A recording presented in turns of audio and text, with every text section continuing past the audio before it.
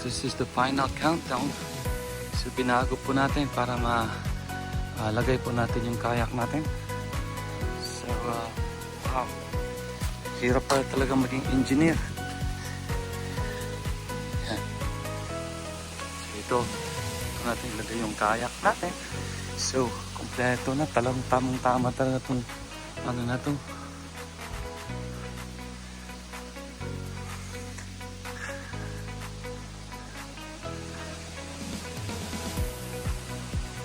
Right?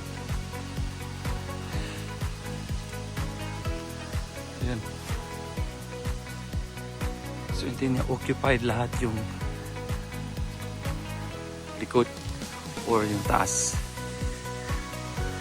Yan po, pa sa kayak. Ayos, diba? Talagang engineer talaga.